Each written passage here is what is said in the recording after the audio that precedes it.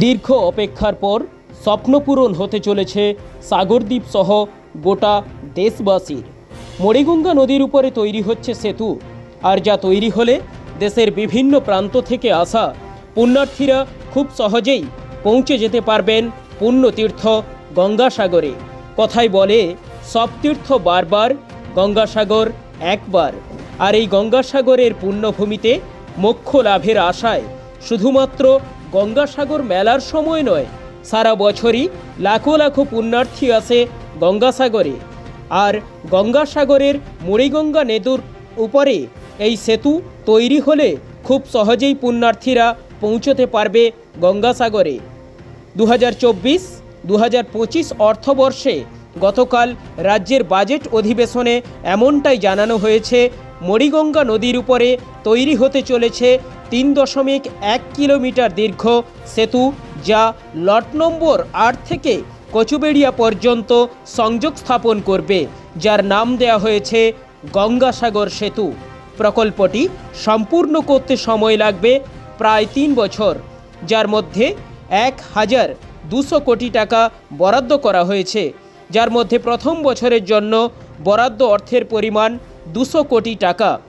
এই সেতুটি তৈরি হলে শুধুমাত্র পুণ্যার্থীদের যাতায়াতের সুবিধা হবে না, গঙ্গাসাগর একটি বৃহত্তম পর্যটন কেন্দ্রে পরিণত হবে বলে মনে করছে রাজ্য সরকার। মূলত গঙ্গাসাগর মেলার সময় দেশের বিভিন্ন প্রান্ত থেকে পুণ্যার্থীরা আসে এই গঙ্গাসাগরের পুণ্যভূমিতে, কিন্তু সেখানে নদীতে জোয়ার ভাটার কারণে জল না থাকায় দীর্ঘ সময় তাদের অপেক্ষা করতে হয়, যার ফলে ভোগান্তির শিকার হতে হয় তাদের। পাশাপাশি দ্বীপবাসীর দীর্ঘদিনের দাবি মণিগঙ্গা নদীর উপরে সেতু, আর এই সেতু বন্ধন হলে তাদের জীবনযাত্রার অনেকটাই মানোন্নয়ন ঘটবে। তবে দীর্ঘদিন ধরে অনেক পরিকল্পনা হলেও কোনো ফল হচ্ছিল না, অবশেষে ফল মিলতে চলেছে। আগামীকালের বাজেট অধিবেশনের পর এই মণিগঙ্গা নদীর উপরে তৈরি হওয়া গঙ্গাসাগর সেতুর খবর সাগরদ্বীপবাসীর কাছে পৌঁছতেই আনন্দে আত্মহারা দ্বীপবাসী। তাদের দীর্ঘদিনের স্বপ্ন পূরণ হতে চলেছে এইবার, যা ছিল গঙ্গাসাগর সেতু রূপে। গতকালের বাজেটে সাগরদ্বীপবাসীকে নতুন বছরের বীজ উপহার দেওয়ার জন্য মাননীয় মুখ্যমন্ত্রী আপনাকে জানাই ধন্যবাদ। ধন্যবাদ ধন্যবাদ। গতকালের বাজেটে মাননীয় মুখ্যমন্ত্রী সাগরদ্বীপবাসীকে নতুন বছরে উপহার দেওয়ার জন্য মুখ্যমন্ত্রী আপনাকে জানাই ধন্যবাদ। ধন্যবাদ ধন্যবাদ। খুব খুশি হয়েছি যে এই বীজের জন্য অনেকদিন অপেক্ষা করেছিলাম, কিন্তু এই গ্যাসের না চলার জন্য আমরা অনেকক্ষণ ধরে বসে থাকতাম, বা রুগীর ক্ষেত্রেও খুব ক্ষতিকারক হতো, ঠিক সময়ে নিয়ে যেতে পারতাম না। তাই জন্য আমরা দিদিকে খুব ধন্যবাদ জানাচ্ছি। আমরা খুব খুশি হয়েছি। কি নাম আপনার? সালমা বিবি। যদি বাস্তবে এই ব্রিজটা হয়ে থাকে খুবই আনন্দিত হব, কারণ যাতায়াত ব্যবস্থা, যোগাযোগ ব্যবস্থা যত গ্রাসরুট পর্যন্ত এগোবে তত এলাকার ডেভেলপমেন্ট হবে সার্বিক দিক থেকে, অর্থনৈতিক দিক থেকে। আর যেহেতু একটা মানে তীর্থস্থান, সেখানে তো মনে করি যে আরও মানুষের যাতায়াতের ব্যবস্থা যদি ভালো হয় আরও লোকজন বেশি আসবে, তাতে আমাদের অর্থনৈতিক ব্যবস্থাটা আরও ভালো হবে, এটাই তো আশা করা যায়। আপনার নাম? পল্লবকান্তি মণ্ডল। দীর্ঘদিনের স্বপ্ন, দীর্ঘদিনের প্রত্যাশা স্বপ্ন পূরণ হয়েছে। কারণ যাতায়াতের জন্য ভীষণ অসুবিধা হতো, শুধু সাগরদ্বীপবাসী নয়, সারা ভারতবর্ষের মানুষ যারা তীর্থক্ষেত্রে আসা যাওয়া করতো তারা সবাই কালকের এই ঘটনার পরেই সবাই খুশি, এবং সাগরের বিভিন্ন কর্নারে কালকের মামাটি মানুষের সরকারকে ধন্যবাদ জ্ঞাপন করা হয়েছে এই ব্রিজের জন্য, হচ্ছে বাজেট পেশ করার জন্য। আশা প্রত্যাশাকে পূরণ করার জন্য মাননীয় মুখ্যমন্ত্রীকে ধন্যবাদ জানাই।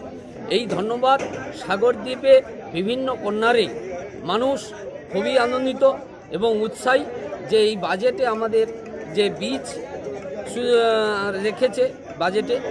কারণ আমরা জানি শুধু সাগরদ্বীপের মানুষের প্রয়োজন নয়, সারা ভারতবর্ষের মানুষ এই সাগরদ্বীপের যে পবিত্র স্থান রয়েছে কবিরমণি মন্দির, সেখানে মানুষ দর্শন করে।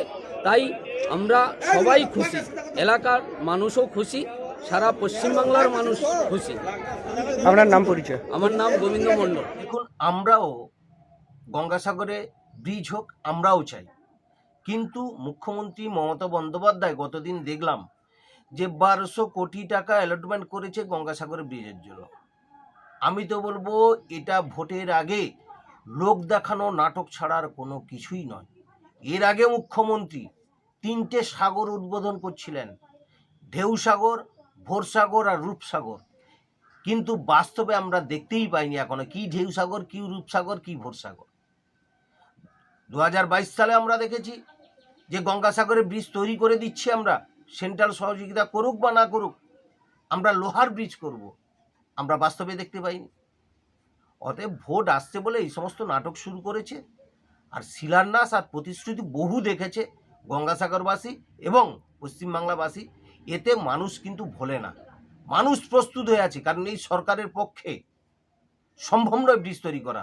কারণ যারা সরকারি কর্মীদের ডিএ দিতে পারে না, শিক্ষিত বেকারদের চাকরি দিতে পারে না, তারা অনশন করছে, ধর্ণা করছে, আর কর্মসংস্থান জিরো। সেই সরকার 1200 কোটি টাকা দিয়ে ব্রিজ তৈরি করবে, এটা ভাবলেও আমাদের লজ্জা লাগে। তবে আমরা চাই ব্রিজ হোক, কিন্তু এই রাজ্য সরকারের পক্ষে সম্ভব নয়। একমাত্র ভারতীয় জনতা পার্টি যেদিন পশ্চিমবাংলায় ক্ষমতা আসবে দেখবেন তার পরের দিন থেকে গঙ্গাসাগরে ব্রিজের কাজ শুরু হয়ে যাবে, এটুকুই আমি বলে রাখি।